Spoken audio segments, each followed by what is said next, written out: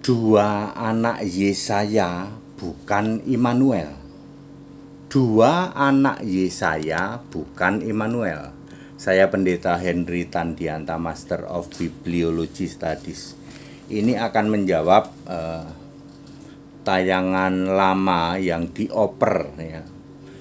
Dulu pernah ada mukalaf laki-laki yang IQ-nya tiarap, suka pakai topi lalu pakai jaket, jualan topi, jualan jaket. Mukalaf laki-laki IQ tiarap. Ini selalu membawa isu orang Kristen itu ketipu Immanuel. Ternyata Immanuel itu anaknya Yesaya atau anaknya Hizkia. Otakmu yang tidak nyampe, yang kamu salah-salahin orang Kristen. Pikiranmu tumpul, orang Kristen kamu goreng-goreng. Seolah-olah orang Kristen ketipu sama Immanuel. Lalu masalah ini karena sudah nyerah itu, si laki-laki yang dulu pakai topi, selalu pakai jaket, udah ganti pakai kupluk. Tapi tetap nggak bisa nutupin pikiran tumpul, nggak bisa menutupin IQ tiarap. Dioper ke mukalaf wedok, mukalaf perempuan, sama. IQ-nya bukan tiarap kalau perempuan, IQ-nya telentang. Mukalaf perempuan IQ telentang dapat operan tema ya dari mukalaf laki-laki IQ tiarap sama telentang, cocok deh. Isunya sama, menggoreng-goreng tentang Immanuel. Ya, wahai mukalaf perempuan, IQ-mu telentang, otakmu tidak sampai memahami ayat Alkitab, sebab pikiranmu tumpul. 2 Korintus 3 ayat 14. Tidak mungkin orang di luar Kristen, orang yang tidak percaya Yesus bisa paham Alkitab. Tidak mungkin. Kamu sudah terkena ranjau 2 Korintus 3 ayat 14. Otakmu yang tidak nyampe memahami ayat Alkitab, lalu Kristen yang kamu goreng-goreng, seolah-olah Kristen itu kena tipu tentang Immanuel. Nih saya jelasin betapa ndelosornya otakmu. Ya. Immanuel hanya ada 3 ayat, ya, yaitu Yesaya 7:14, Yesaya 8 ayat 8 dan Matius 1 ayat 23. Sedangkan anak Yesaya ini tak kasih tahu ya. Yesaya itu punya 2 anak laki-laki. Yang ke-1 itu namanya adalah Sher Yasub ya. Sher Yasub ada di Yesaya 7 ayat 3. Yang kedua, laki-laki juga, namanya Maher Shalal Hasbaz. Yesaya 8 ayat 3 ayat 1 ayat 3. Yesaya 8 ayat 1 dan ayat 3. Ya, ayat 1 ayat 3 lah pokoknya ya. Jadi 2 anak laki-laki Yesaya itu siapa namanya? Yang pertama adalah Sher Yasub, yang kedua adalah Maher Shalal Hasbaz.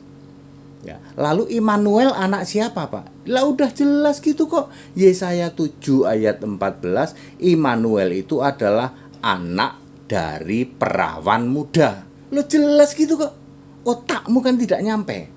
Ya, wahai mukalaf wedok, ya, ndelosor IQ-mu. Sehingga otakmu yang tidak nyampe, kamu goreng-goreng kekristenan ya, seolah-olah Kristen ketipu sama Immanuel. Kamu itu dapat limpahan, tahu nggak? Limpahan dari laki-laki mukalaf yang IQ-nya juga tiarap itu, yang dulu jualan topi melulu, topi sama jaket, sekarang udah berubah pakai kupluk, tapi tetap nggak bisa nutupin IQ yang delosor itu ya.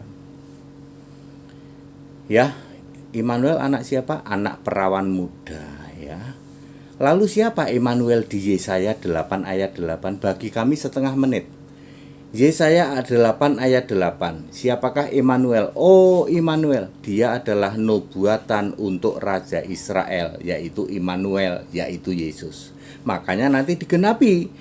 Di dalam Yohanes 19 ayat 20 ada tulisan Yesus orang Nazaret, Raja orang Yahudi. Di ayat-ayat lain Yesus sering disebut Raja orang Israel. Ngerti? Jadi Immanuel di dalam Yesaya 8 ayat 8 itu nubuatan untuk kelak Raja Israel. Sedangkan Immanuel di dalam Yesaya 7:14 itu untuk nubuatan kelak bayi Yesus. Lo kurang apa? Bayi Yesus disebut Immanuel, ya toh. Ya, Allah beserta kita. Nanti setelah dewasa disebut Immanuel, Raja Israel. Sudah clear semua kok. Ya, Yesaya 7:14 linknya ke Matius 1 ayat 21. Sementara Yesaya 8 ayat 8 linknya nanti ke Yohanes 19 ayat 20. Simple gitu kok, kurang dari 1 menit kalau sama saya. Ya, otakmu yang delosor kamu goreng-goreng gitu.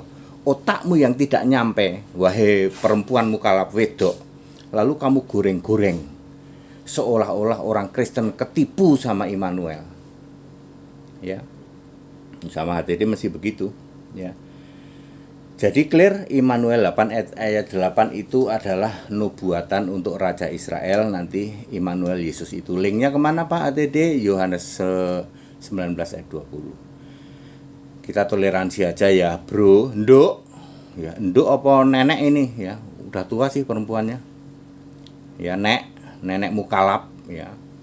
Kamu ya juga para mukalaf laki-laki juga, kalian itu tidak akan pernah bisa memahami Alkitab. Itu sudah digarisbawahi oleh 2 Korintus 3 ayat 14. Pikiranmu tumpul setiap membaca ayat Alkitab. Sebab yang bisa membuka pikiran mengerti kitab suci hanya Yesus. Kamu kan nggak percaya Yesus, kamu bukan penyembah Yesus.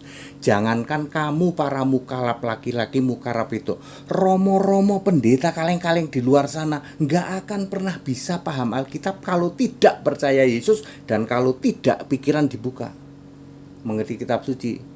Lukas 24 ayat 45 termasuk 2 Korintus 3 ayat 14. Mestinya toleransi aja. Kalau sama HTD tak jeglekin kamu sampai nungging-nungging, ngerti nggak? Sorry saya harus mengatakan otakmu delosor ya, IQ-mu telentang. Ini sama dengan mukalaf wedok yang dipanggil Umi itu juga sama itu ya, yang membuat narasi Yesus mati diracun untuk cari teman katanya, untuk nemenin nabi yang mati diracun. Jadi Yesus harus mati diracun. Ini juga sama ya toh. Ya, Immanuel itu anaknya Yesaya. Otakmu ya nggak nyampe kok.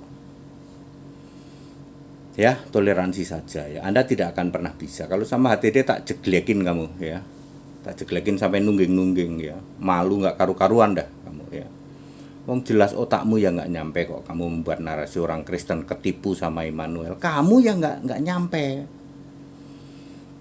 Kita toleransi saja ya, kita Indonesia, kita Pancasila ya, saling menghargai, saling menghormati.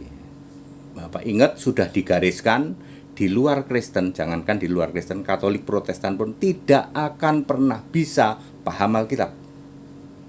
Apalagi kalian para mukalaf, ngerti? Ya, ketemu sama HTD setengah menit tak jeglekin kamu, ya sampai nungging ya, nggak akan bisa kamu ya. Kan malu kan kamu kalau kayak gini, malu toh? Iya ya, sama HTD setengah menit lah iya. Bisa jelasin lagi rinci siapa anak Yesaya, terus gitu Immanuel itu siapa, ada lagi link ayatnya. Ya, catat ya. Ya nduk apa nenek ini ya. Yesaya 8 ayat 8 itu linknya ke Yohanes 19 ayat 20. Kalau Yesaya 7:14 linknya ke Matius 1:21. Lah sudah clear toh. Ya. Kita Indonesia, kita Pancasila, toleransi harus, keberagaman wajib disyukuri, bersahabat dengan beda iman itu bisa. Kalau toh dalam kehidupan sehari-hari kita mendapati kenyataan, lo kok keimanan kita tidak sama, ya nggak apa-apa.